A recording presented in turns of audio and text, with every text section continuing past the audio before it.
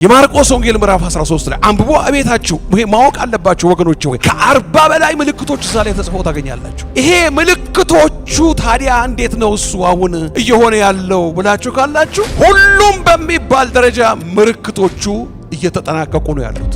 አንድ ልንረዳው፣ ልንነቃ፣ ልንገነዘብ፣ ልናስተውል የሚገባን ነገር በዓለም ላይ 3 ነገሮች ከየአቅጣጫቸው ወደ አንድ ነገር እየመጡ ነው ያሉት። እንግዲህ ነገሮች እንዲህ አፍጠው ሲቀርቡ ወገኖቼ ሆይ እዚህ ውስጥ ቺፕሱ ተቀብሮ ገበያ ገዝተው ካሽ ሬጂስተሩ ጋር ሄደው እዚህ ጋር በቺፕሳቸው እየከፈሉ ሲወጡ ከማየት በላይ ነገሮች ልምምድ ላይ ናቸው እኮ አሁን ልምምድ ላይ ነው ያሉት። አሁን ነገሩን እየተለማመ ጥርጊያው እያማረለት ነገሮች እየተስተካከሉ እየተጠረጉለት ነው ያለው። በር ላይ ኢየሱስ ቆሟል ሊገባ። ምን ሊያደርግ? ልጆቹን ሊወስድ። ምንድነው ካላችሁኝ ምልክቶች አልቀዋል። ነገሮች ዓለም ላይ ያለው ወረራው እኔ እዚህ ጋር እሱን ለመናገር አልተጠራሁም። ያየኋቸው ግን ወረራዎች ወገኖቼ ሆይ መንገዱን እንዴት እየጠረጉለት እንደሆነ ለክርስቶስ ተቃዋሚው ዓለምን ሁሉ ከመነጠቅ በኋላ ለሚቆጣጠረው ሰይጣን ያለውን ኃይልና ጥበብ እና ስልጣን ሁሉ ኢየሱስ ላይ ከቶበት ይሄ የክርስቶስ ተቃዋሚ የሚባለው አንዱ ሰው ነው ያን የሚገለጠው። መንፈሱ ግን አሁንም ይሰራል። 2000 ዓመት ሙሉ ይሰራል። አውሬው የሚገለጥበት ግን የቤተ ክርስቲያን ከተወሰደች በኋላ ነው የሚወጣው። ስለዚህ እንደዚህ ይለናል ወገኖች ሆይ ስለማታውቁ እኔ የምወስዳችሁን ቀን ምን ሆኖ ተዘጋጅታችሁ ኑሩ። ምን አይነት ዝግጅት? ወደ ጌታ ይመጣል ብሎ ብቻ አይደለም። እኔስ ብሄድ አንቺስ ብትሄጂ ዝግጅቱ በሁለት በኩል ነው። ወይ እኛ ወደ ጌታ እንሄዳለን ተዘጋጅተን እንኖራለን ለመሄድ፣ ወይ ደግሞ እሱ ከመጣ በቀስፈታ እንነጠቃለን። የዛሬ 500 ዓመት፣ የዛሬ 600 ዓመት፣ የዛሬ 100 ዓመት ይሰበካል ይመጣል፣ የዛሬ 1000 ዓመት ይመጣል ይባል ነበር። ምን አላቸው ሐዋርያው ጴጥሮስ? እነኝን ዘባቾች አላቸው። በአባቶቻችን ዘመን ጀምሮ ትላላችሁ የታለ የመጣው? አዎ እንላለን። አሁንም ኢየሱስ ክርስቶስ ሞቶ ከተነሳ ሰዓት ጀምሮ የመጨረሻው ዘመን መጀመሪያ ጀመረ። በመካከለኛው ዘመን ላይ ደግሞ መጨረሻ ደረሰ እየተባለ ይባላል። አሁን ያለነው የመጨረሻው ሙጣጭ ጫፍ ላይ ነው ያለነው። እንሰራለን፣ እናገለግላለን፣ እንሮጣለን፣ ግን ውስጣችንን ኮኔክሽናችን እንዳይቋረጥ አደራ ወገኖቼ ሆይ። ብሎ የመለፍለፍ ክርስትና አይደለም ወገኖቼ ሆይ። እንግዲህ ሊመጣ ካለው እሺ ከዚህ ሁሉ ታዲያስ ለማምለጥ ምን አድርጉ? ስትጸልዩ ሁልጊዜ ምን ሆኑ? ትጉ። አሁን እኮ ጸሎት አቅቶናል። እንኳን ትጋት አይደለም ጸሎቱ ለምን አቃተ? ሁላችንም በየራሳችን ነገር ተይዘናል። አሁን ምን ጠፋ? አቅም፣ የሥጋ አቅም ሞልቶ የአፍ አቅም አቤት ሞልቶ የጉልበት አቅም ለምን ጠፋ? ምድሩ እኮ በአውሬው እቅድና አጀንዳ ሴራ የሰውን ልጅ አእምሮ እየላጨ ሐሳቡን እያበላሸ በጎ ሕሊና እንዳይኖረው እያደረገ እየበላው ነው ያለው። በመጨረሻው ዘመን የሚያስጨንቅ ጊዜ ይመጣል። ሰዎች ራሳቸውን የሚወዱ፣ ገንዘብ የሚወዱ፣ ትምክህተኞች፣ ተሳዳቢዎች፣ ትዕቢተኞች፣ እርቅ የማይወዱ፣ ሰላምን የማይወዱ፣ የአምልኮ መልክ ያላቸው ታላቁ መከራ ማለት ሉሲፈር ዓለምን በሙሉ የሚቆጣጠርበት ሰዓት ነው። ምንድነው ካላችሁ እግዚአብሔር አይዘበትበትም። ያኔ ነው እንግዲህ ወገኖቼ ሆይ ለመሸጥ ለመግዛት የማይቻልበት ሰዓት በዓለም ላይ ምልክቱ መውሰድ አለ። ምንድነው ምልክቱ?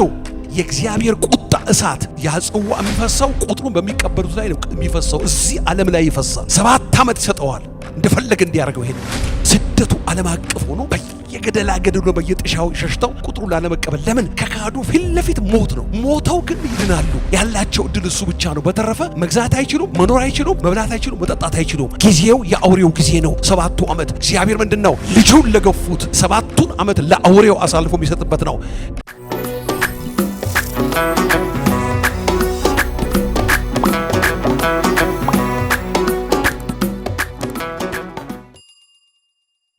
ምዕራፍ 21 የሉቃስ ወንጌል ምዕራፍ 21 ቁጥር 34፣ 35፣ 36 ነው በጌታ በኢየሱስ ክርስቶስ ስም አነበዋለሁ።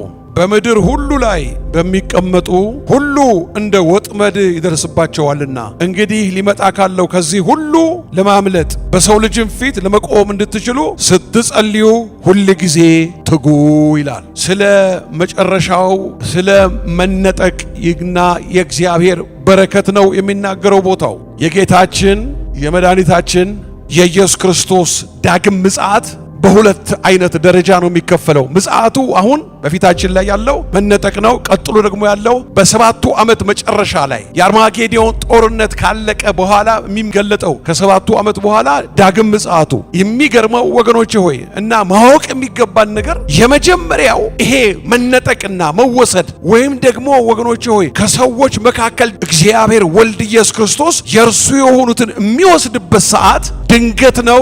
በሰው አእምሮ ሊገመት ከሚችለው በላይ ተአምራት የሞላበት ነው። በቅስፈት አይን ነው። በቅስፈት አይን የሚለው ፈረንጆቹ የሚሉት ይሄ አኔ ብሊንክ ኦፍ አይ የሚሉት ይሄ አይን መርገብገብ እቺ ምትለዋ ከዛች በበለጠ ፍጥነት ነው እኛ በሕያዋን ያለን ቆመን ያለን በቅስፈት የምንለወጠው። የሞቱት የማይበሰብሱ ነው የሚነሱት። ይሄ በቅስፈት የሚሆን ነገር ነው። በኃይል ነው፣ በተአምራት ነው፣ በሚስጥር ነው የመጀመሪያው የሚሆነው። እሱ እጅግ የሚያስፈራው እጅግ የሚያስደነግጠው ማንም ሊያውቀው ስለማይችል ወይም ደግሞ ምንም አይነት ቅድመ ሁኔታ ዝግጅት በዚህ ቀን ነው የሚባል ምን ነገር የለም። ግን ምን አለ መሰላችሁ? በሉቃስ ወንጌል ምዕራፍ 21 እና 17 ላይ፣ በማቴዎስ ወንጌል ምዕራፍ 24 ላይ፣ በማርቆስ ወንጌል ምዕራፍ 13 ላይ ከ40 በላይ የሚሆኑ ምልክቶቹን ነግሮናል። ይሄ ሊሆን ሲል ደቀ መዛሙርቱ መጥተው ጠየቁት። ጌታ ሆይ አሉት፣ በደብረ ዘይት ተቀምጦ ሳለ የመምጣትህና የዓለም መጨረሻ ምልክቱስ ምንድነው አሉት። መጡና ቁልጭ አድርጎ ነገራቸው። ይሄንን ወገኖቼ ሆይ ማቴዎስ 24 ላይ ታገኛላችሁ። ሉቃስ ወንጌል ምዕራፍ 21 ላይ ታገኛላችሁ። የማርቆስ ወንጌል ምዕራፍ 13 ላይ አንብቦ አቤታችሁ። ይሄ ማወቅ አለባችሁ ወገኖቼ ሆይ ከ40 በላይ ምልክቶች እዛ ላይ ተጽፈው ታገኛላችሁ። ይሄ ምልክቶቹ ታዲያ እንዴት ነው እሱ አሁን እየሆነ ያለው ብላችሁ ካላችሁ ሁሉም በሚባል ደረጃ ምልክቶቹ እየተጠናቀቁ ነው ያሉት። አንድ ልንረዳው፣ ልንነቃ፣ ልንገነዘብ ልናስተውል የሚገባን ነገር በዓለም ላይ 3 ነገሮች ከየአቅጣጫቸው ወደ አንድ ነገር እየመጡ ነው ያሉት ወገኖቼ ሆይ። አንደኛው እስከ ዛሬ ድረስ ምንም አይነት እንቅስቃሴ ሳይኖር የሶስተኛው ቤተ መቅደስ መሰራት ሊጀመር በቦታው ላይ ሊቀ ካህን የሚሆነው ሰው ከአሮን ዘር ስለሆነ ከአሮን ዘር ተፈልጎ ሊቀ ካህኑ ተዘጋጅቶ የተቀመጠበት ጊዜ ነው። ለመስዋዕት የሚሆኑ ጊደሮች ከቴክሳስ መጥተው ተዘጋጅተው ኢየሩሳሌም ገብተዋል። የቤተ መቅደሱ ዲዛይን በሙሉ አልቆ ቤተ መቅደሱን የሚሰሩበትን ነገር ሁሉ አዘጋጅተው ጨርሰዋል። ለምን በዚህ ዘመን ሆነ? ለምን አሁን ሆነ? አሁን በዚህ ባለንበት ለምን ሆነ? ወገኖቼ ሆይ አንድ ነገር አስተውላለሁ። የተረዱት አንድ ነገር አለ።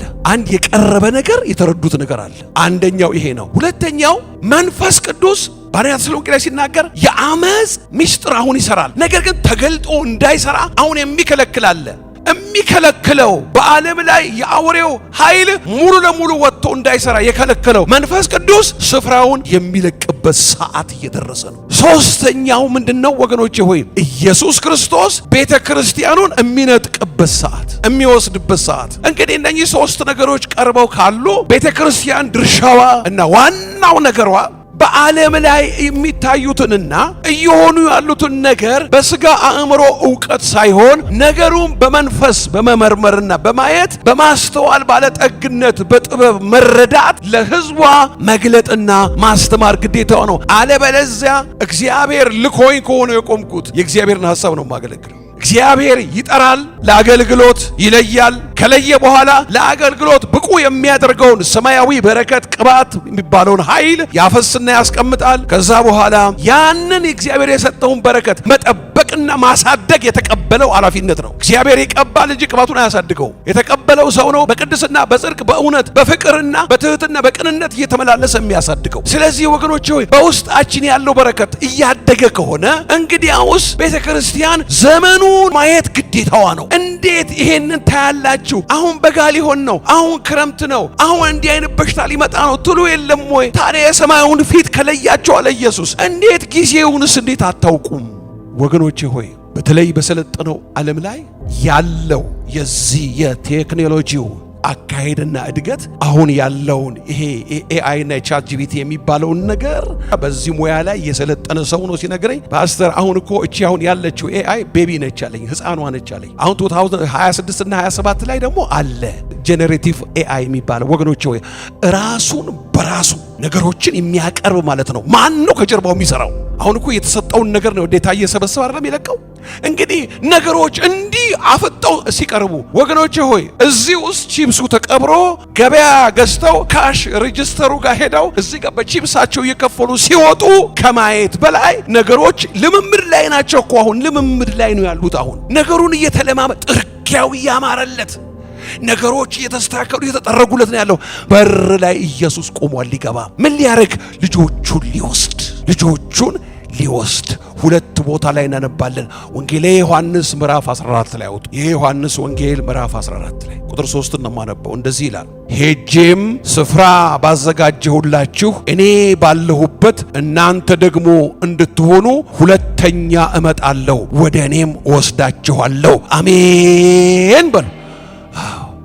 እነኚህ ነገሮች ተፋጠው ቀርበዋል። እንግዲያውስ የሚሆነው አንድ ነገር ነው፣ ከሚቀሩት እንዳንሆን ነው። አሁን ደግሞ አንድ ተሰሎንቄ ላይ እናወጣለን መጽሐፍ ቅዱሳችን ምዕራፍ 4 ከቁጥር 13 ጀምሮ ነው የማነበው።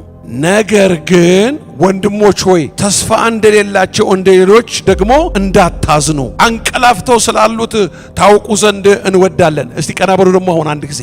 አንቀላፍተው ማለት በጌታ በኢየሱስ ክርስቶስ አምነው የሞቱ ሰዎች። እስቲ የትኛው ቤተክርስቲያን ውስጥ ያሉ አባልና ምእመናን ወይ ወንድም ወይ እህት ወይ አጎት ወይ አክስት ወይ እህት እንደዚህ ሲሞት እስቲ ሄዳችሁ እዩ። አንቀላፍተው የሚለው ቃል እዛ ሰፈር ላይ የሚሰራ ይመስላችኋል? እስቲ ጋር ሐዋርያው እንደዚህ ይላል፣ ያንቀላፉት። እግዚአብሔር አምላክ ይርዳን። ነገር ግን ወንድሞች ሆይ እስቲ እቺን ለማለት ያብቃን ወገኖች ሆይ እናንተም እኔም እከሌ እኮ ሞተ ሲባል ምን ወደ ጌታ ሄደ ብላችሁ አፋችሁ ላይ መመለስ ትችላላችሁ? እከሌት እኮ ሞተች። ሞተ የብዙዎች ቃል ነው። መጽሐፍ ቅዱስ ግን የሚለው አንቀላፍተው። በስመ አብ ወወልድ ወመንፈስ ቅዱስ። እስቲ ያላንቀላፋ አለ ዛሬ? ያኛው ወፍራሙ መንቀላፋት ነው። ይሄኛው ቤቢዋ እቺ ጧት የተነሳንባት እሷ ቤቢዋ ነች፣ ትንሿ ነች። ያኛው ደግሞ ትልቁ ማንቀላፋት ነው። ግን ምን አለ? መቀስቀስ አለ። በማ ሰማይና ምድርን በሞላው በመለከቱ ድምፅ። የመለከቱ ድምፅ ሲነፋ እኮ ሙታን የማይበሰብሰውን ለብሰው ይነሳሉ። አዎ ያ ተልቶ ያ አፈር ሆኖ አጽም ሆኖ ያስፈራ የለም እንደዚህ ያለው እሱ ሳጥሩ ብርክድ ይልና የማይሞተውን ስጋ የትንሣኤውን አካል ይለብስና የክብሩ መጎናጸፊያ ይለብስና ከመቃብር ውስጥ ብድግ ብድግና በቅስፈት ይለወጣል። በቅስፈት እኛ ደግሞ በቅስፈት ይሄንን እኮ ነው። ተስፋ አለ። ሞታ አትቀርም።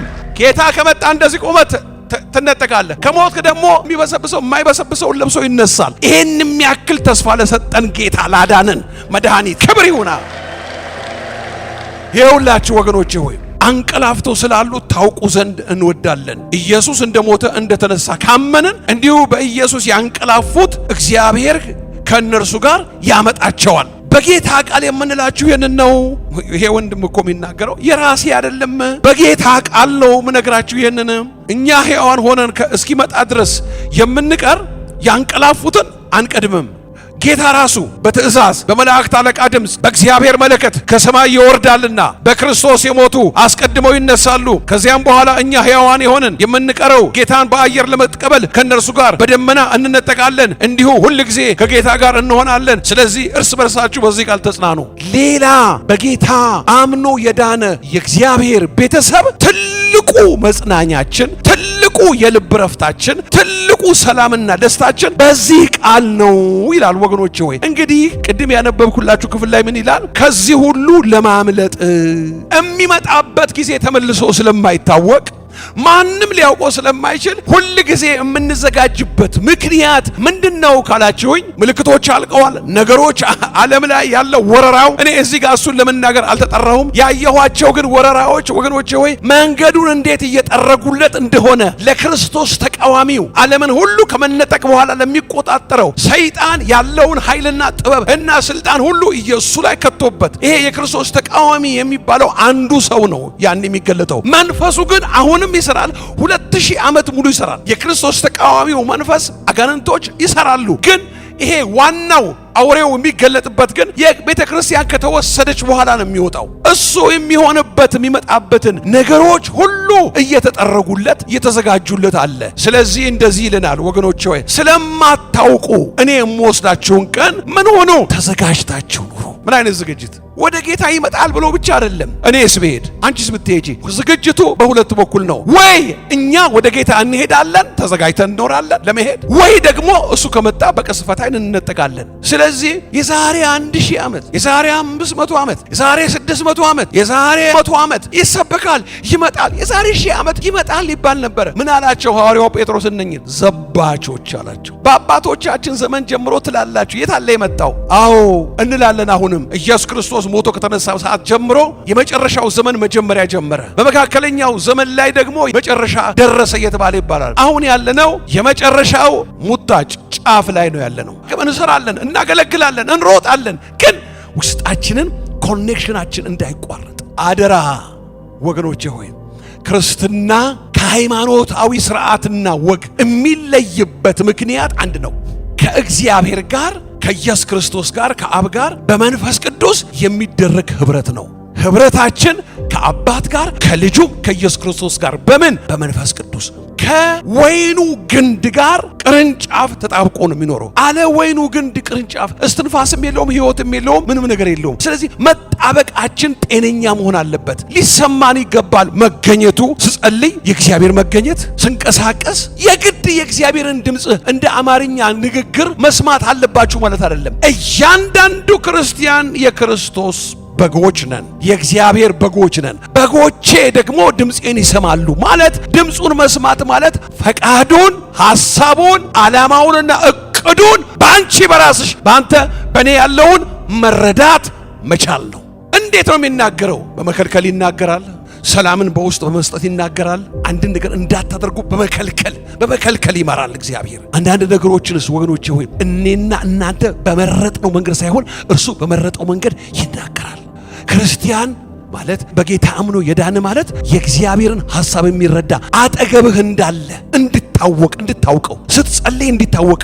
ዝም ብሎ የመለፍለፍ ክርስትና አይደለም ወገኖቼ። ይሄ ይጸልያል ተንበርከን። እንግዲህ ሊመጣ ካለው እሺ ከዚህ ሁሉ ታዲያስ ለማምለጥ ምን አድርጉ? ስትጸልዩ ሁሉ ጊዜ ምን ሆኑ? ትጉ።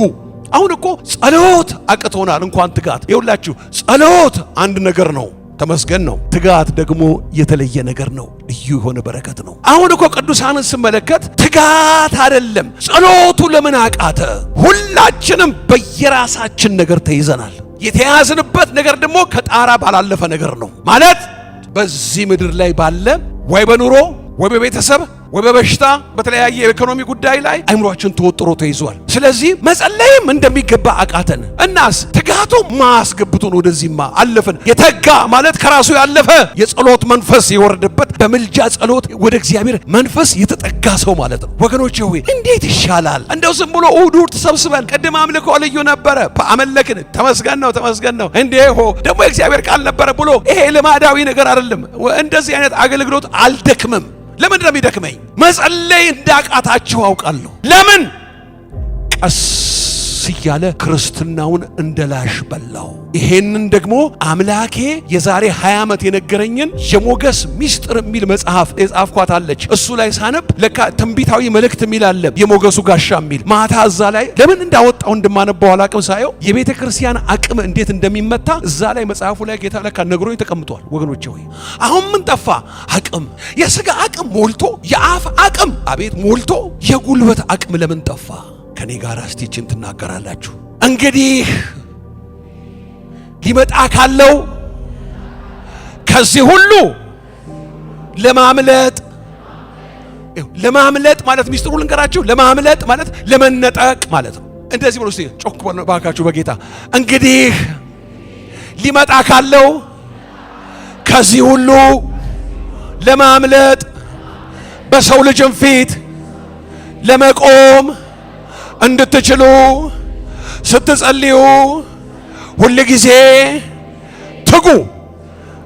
ምን ማለት ነው ወገኖቼ? ሆይ ሊመጣ ካለው የኢየሱስ ክርስቶስ ቤተ ክርስቲያኑን ሊነጥቅ በደረሰበት ሰዓት ላይ አሁን ያለውን የዓለምን ክፍል ብትመለከቱ ወገኖቼ ሆይ መጽሐፍ ቅዱስ ላይ የሚያስፈራኝ ቃል አለ። ዘፍጥረት ምድር በእግዚአብሔር ፊት ተበላሽታ ነበር ይላል። እግዚአብሔርም አየ፣ ሰውንም ስለፈጠረ ተጸጸተ፣ ምድርም በፊቱ ተበላሽታ ነበር። ከዛ ይበልጣል። አሁን እኮ ታውቃላችሁ ወገኖቼ ሆይ እንደዚህ ነገሮች አይን እያወጡ እኛ በዝች ባውንደሪ ውስጥ ተሰብስበን እናመልካለን፣ እንለያያለን። ምድሩ እኮ በአውሬው እቅድና አጀንዳ ሴራ የሰውን ልጅ አእምሮ እየላጨ ሐሳቡን እያበላሸ በጎ ሕሊና እንዳይኖረው እያደረገ እየበላው ነው ያለው። እኛንም ሙትን ውሎ አድሮ እኮ እዚህም ይገባል፣ ሁሉም ነገር አሁንም ገብቷል፣ ደግሞም ይገባል፣ ከዚህ በላይም ይገባል።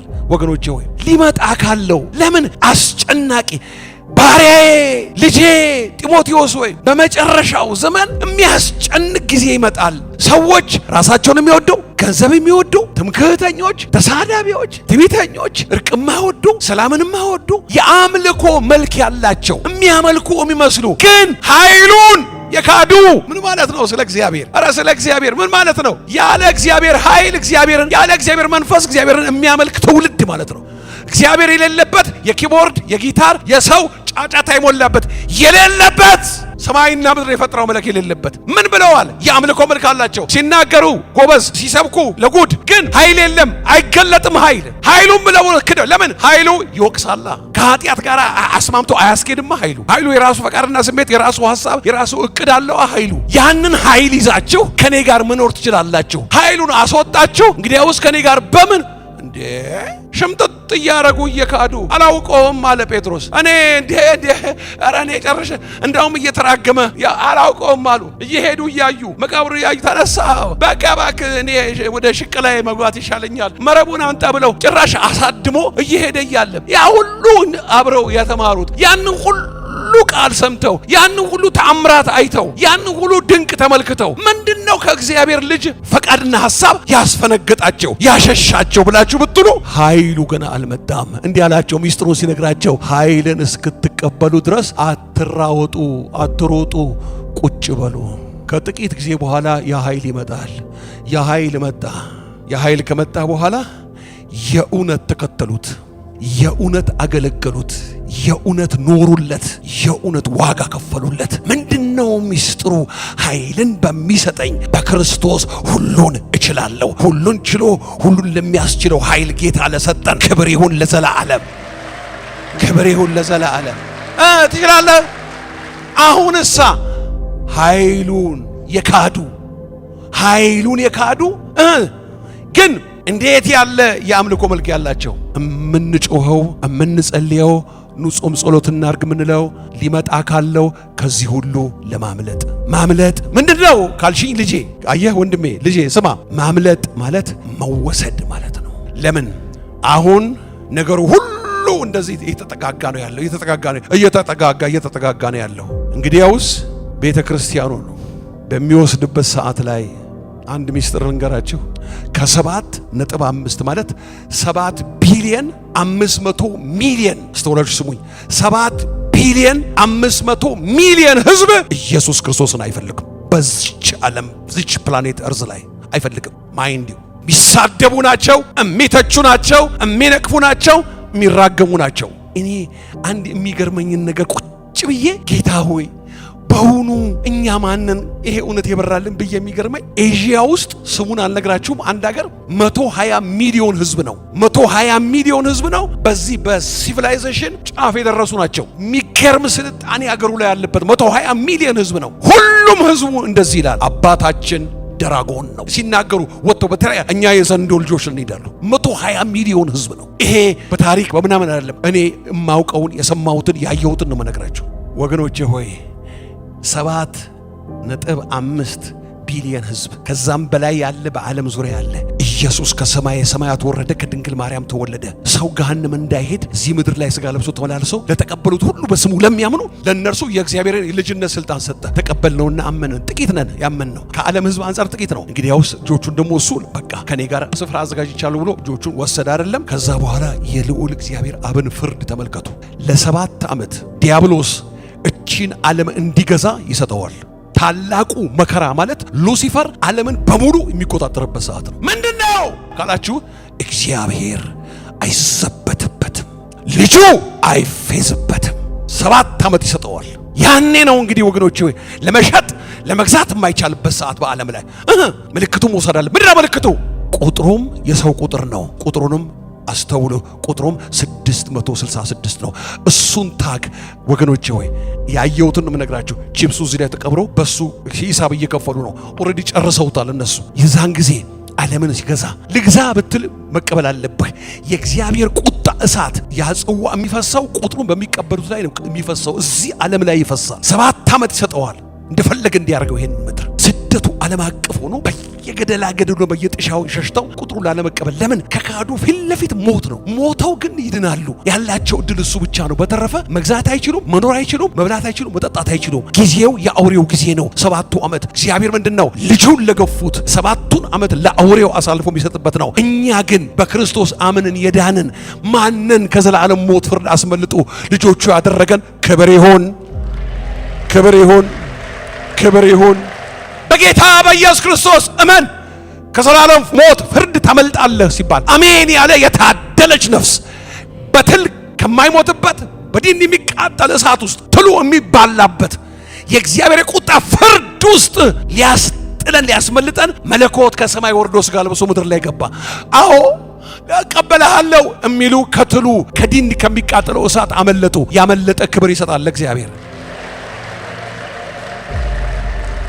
ስለዚህ አደራ እምላችሁ ይሄ ዘመን ክፋቱን አይቼዋለሁ፣ አውቀዋለሁ። በመንፈሴ በደንብ አድርጌ አውቀዋለሁ ክፋቱን። ትልቁ እቅድና አጀንዳውን ልንገራችሁ፣ የክርስቶስን ፍቅር በውስጣችሁ ማቀዝቀዝ። ትወዱታላችሁ። ጌታዬ ምን ልሆንልህ እስከምትሉ ብትወድ ቀስቀስ እየቀነሰ ኦቨርናይት በአንድ 24 ሰዓት ውስጥ እኮ አይደለም፣ ቀስ በቀስ እየቀነሰ። ይሄ የረቀቀ የሰይጣን አሰራር ነው። መነጫነጭ የራሱ ጉዳይ ነው። አሁንስ እስከ መቼ እንድትል ያረጋል። ኃጢአትን ነካ ነካ ማድረግ ያስጀምራል። ከመንፈስ ከእግዚአብሔር ምሕረት ጋር ያልተጠጋጉ ሰዎች ሲያገለግሏችሁ ልባችሁ አይነካም። ፍርሃት እና ወይም ድንጋጤ ወይም ደግሞ ማስተዋል ወደ ውስጣችሁ አይመጣም። ስለዚህ ትገባላችሁ፣ ትወጣላችሁ። በጣም ያሳዝናል። ኃይሉን የካደ ትውልድ፣ የአምልኮ መልክ ያለው ትውልድ። ወገኖቼ ሆይ አሁን አስጨንቆን አሳስቦን እንደው ምን ይሻለኛል የምንልበት ጉዳይ የዘላለም ሕይወት ጉዳይ ነው። የምንሄድበት አገር ጉዳይ ነው ያሳሰበን። ግራ ጋብቶሽ ጠውልቅ ብለሽ አንዳንዶቻችሁ የምትጠብቁት ብዙ ጠብቃችሁ የለም። ብዙ ጊዜ ጠብቃችሁ ጌታዬ እኔ አንድ ነገር አድርጌ ነው እንጂ እነከሌም ሲጎበኙ እሺ ግድ የለም ከሌቱ ተጎበኝ ያም ተጎበኘ። ነገሩ ከዚህ ዓለም ይወጣል አይወጣም። ነገር ግን ልባችሁ በመጠጥ ብዛትና በስካር ስለ ትዳርም በማሰብ እንዳይከብድ ያ ቀን በድንገት እንዳይመጣባችሁ ለራሳችሁ ተጠንቀቁ። የሚያስጨንቃችሁ ነገር አለ፣ ሁላችንንም አለ። ግን የለም የዘላለሙ ይበልጣል። ኢየሱስን ከሰማይ ሰማያት ያወረደው የሰው ትዳር፣ የሰው ቢዝነስ፣ የሰው ገቢ፣ ብር ወይም ጤንነት፣ ኑሮ፣ እድሜ ጉዳይ አይደለም። ኢየሱስን መለኮትን ከሰማይ ሰማያት ያወረደው ወደ ገሃነም ትል ውስጥ እንዳንወርድ ሊያድነን ነው። የፈለገው ይሁን የምትጠብቂው ነገር ቢሆን ጥሩ ነው፣ ባይሆንም ኢየሱስ ጌታ ነው ትያለሽ። አይዞሽ ጠብቃለሁ፣ ይሄ ነገር እንዲሆን እጠብቃለሁ። ጠብቀ ባይሆንስ አይሁን። ባያድነንም ለምስሉ አንሰግድም። ሊሰጠኝ ይችላል የምፈልገውን፣ ባይሰጠኝም ባይሰጠኝም ኢየሱስ ጌታ ነው እያልን መሄድ የምንችልበትን ጸጋ አያችሁ ወገኖቼ ሆይ። መጸለይ እባካችሁ ስለ እግዚአብሔር እንዳትረሱ። መጸለይ የማምለጫው መንገድ ነው። እንግዲህ እኮ ወገኖቼ ሆይ እቺን ነገር አይቻለሁ። በጣም ልቤ ሲያዝን በአንዳንድ ነገር ላይ ምንድነው ጌታ ሆይ ብያልኩኝ ተከዝስን ሰው እንዲያነጋግረኝ ሳልፈልግ ወጣ ብዬ አንድ የሆነ መቀመጫ ባገኝ ወይ በረንዳ ላይ ቁጭ ብዬ በቃ እንደው በተክዝ መምልበት ሰዓት መጽሐፍ ቅዱስ ማንበብ እችላለሁ። መጸለይ ግን አልችልም። የዛን ጊዜ ታውቃላችሁ፣ መጽሐፍ ቅዱስ ማንበብ ትችላላችሁ። ትልቁ ሚስጥር ግን ቃሉ ከጉልበት ጋር ካልሆነ አቅም የለም። የጸሎት መንፈስ አይዞህ የያዘህ አባትህ በምድርም ሊሰጥህ ይችላል። ባይሰጥህም ዘላለም ውስጥ እንደ ኮከብ እያበራህ እንደ ፀሐይ እያበራሽ ትኖሪያለሽ ዘላለም ውስጥ። ክብር ለኢየሱስ ክርስቶስ ይሁን።